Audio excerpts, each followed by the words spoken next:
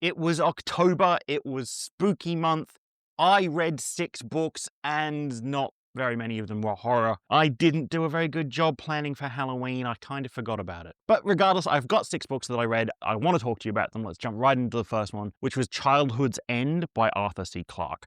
This is a sci-fi classic that has been, I want to say recommended to me, but more so, I can't believe you haven't read this book. More so like shouted at me. And so yes, I did finally get around to reading it and it's fantastic. Absolutely. It is really good. This is a first contact story.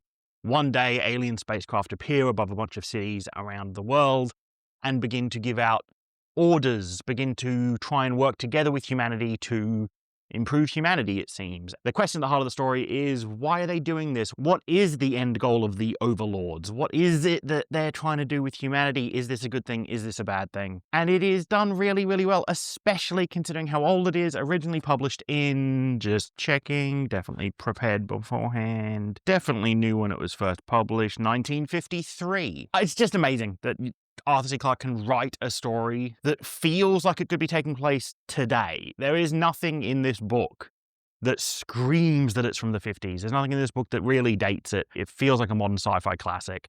It just is fantastic. It gets 5 stars. I might do a full review video of it. I really, really liked it. Up next, I continued the Gaunt's Ghost series by ℕ𝕚𝕚𝕚, and I read ℓ𝕚𝕚𝕚, which is the number this in the series, and kind of like the close finale, the end chapter of the first big arc, it seems. It's really hard to talk about a book this deep into a series without touching on spoilers, so I'll just leave it at, I really enjoyed ℓ𝕚𝕚𝕚. I thought it could have been a bit better if it really explored the assassin side of things. There are like a set of 9 assassins that are targeting someone, and occasionally we see from the assassin's point of views. That's where the magic in this book was, that if we really did just spend way more time with each assassin and less time on the other sort of more mundane aspects of the book, then it would have been a 5-star read. For me, as it was a 4-star read. Still fantastic, still loving Gaunt's Ghosts. And we'll continue on with the next book soon. Next up, I finally got around to reading a sequel to a book that has been on my sci-fi top 10 list forever. That is Children of Time by Adrian Tchaikovsky. I finally got around to reading Children of Ruin by Adrian Tchaikovsky. And I know a lot of people don't like this book as much as Children of Time. I think I fall into that group as well. I probably don't like this one as much as I like Children of Time, but only very barely. I loved this book. At the start, I was worried that we were just kind of retracing the same story as Children of Time, but with different animals and different people and different characters. But fairly quickly, it becomes its own story. It becomes its own message. It starts to explore themes that are different than Children of Time. And it does so in a way that is, I'll have to admit, much harder to read.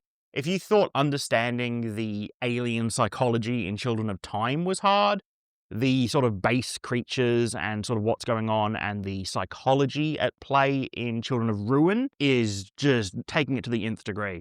They are so divorced from the way humans think and act that I can't believe Adrian Tchaikovsky managed to write them. It is some of the most alien aliens that I've ever seen. Almost as alien as the aliens in like Peter Watts' Blind Sight. That sort of level of difference from human cognitive like function to the aliens, and that was just fantastic. This is a 5-star read for me. I really, really liked it, and now I'm really excited to read Children of Memory, and next year there's a 4th book coming out, Children of Strife, so I'm really excited for that too. Then I read The Divine Farce by Michael S.A. Graziano. Apologies for the pronunciation. I found this book, along with several others, looking for books that are similar to A Short Stay in Hell by Stephen L. Peck, which is probably my favourite horror novella. So I was looking for similar things, and I can see why this book is suggested. This book follows a person who is, from the very start of the story, and as far as we can tell, as far back as they can remember, is inside a concrete tube along with 2 other people. Food in the form of a nectar dribbles down from above, and waste is taken away through a grate in the floor, and they are close enough that they can't sit down, they're pressed up against each other. And that's their entire universe, and that's the start of our book. What we get is a story set in, essentially, hell, as this character explores their world and what they can get away with. And I thought it was pretty good. It's pretty short, so it doesn't take very long. I do recommend reading it. It's about a 3-star read for me. I thought that there were some issues with the book. One, the other characters in the book don't talk very much, and I don't think it's really explored enough why our main character seems to be the only one doing these things, doing the things that the main character does. I feel like it shouldn't be that far-fetched that there would be other people in this situation trying to do what he's doing, even though I understand that the infinite infinity sort of thing. But if he's here now, why couldn't other people be fresh and new, you know? Anyway, that's about as much as I can say, I think, without giving away spoilers. Overall, yeah, 3-star read. It was pretty good. I then read I Who Have Never Known Men by Jacqueline Hartman, and this was pretty phenomenal. This is a story about a young woman who has grown up in a cage along with 39 other women. The other women do not remember how they got there. They were middle-aged when they woke up in this cage. There was some sort of calamity, some sort of apocalypse.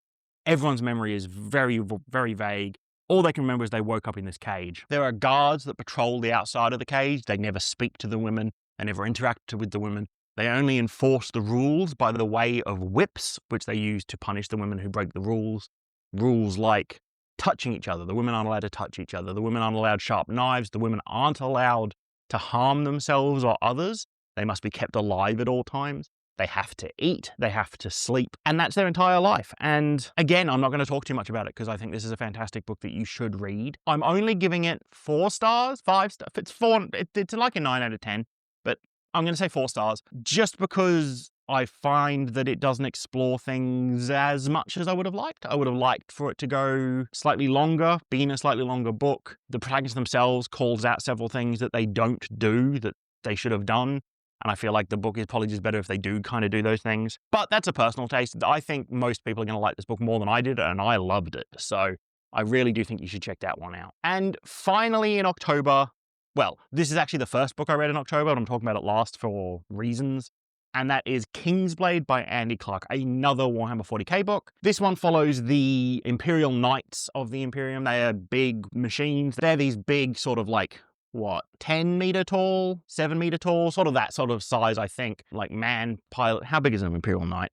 I'm going to get yelled at in the comments if I get this wrong. Imperial Knight height, 9 to 12 meters tall. Okay, yeah, that's pretty close. That's pretty close. Don't yell at me. Stop yelling at me. They're these big robots. This is a bad guy one that I've got here. I don't have a good guy one. Well, a good guy one. I don't have an Imperial Knight, but this is a bad guy one. Very similar. You know, weapons, big, stompy, rah, sort of stuff. This is a story about them taking part in a campaign to retake a world that has been overrun by chaos. It features the Imperial Knights. It features some word-bearer Chaos Space Marines. It features enemy cultists, the Imperial Guard, that sort of stuff. And it is a pretty solid, like, 3-star read. The reason I'm talking about it today, and perhaps a bit more in-depth than I would in my normally wrap-up videos, is I read this book for the 2025 Bingo Challenge over on Our Fantasy. If you haven't heard me talk about bingo before, it's a set of reading prompts to try and get you to read stuff that's a bit outside your wheelhouse. I try and force as many Warhammer books into the bingo as I can every year. This was one of them. And usually for these bingo books, I like to do a full review video so that at the end of the year, I have a full playlist with all 25 books with big reviews. But I just don't have enough to talk about with this one for a full review. I don't think it's interesting enough. I don't want to keep talking about it more than I have to. It's just like fine.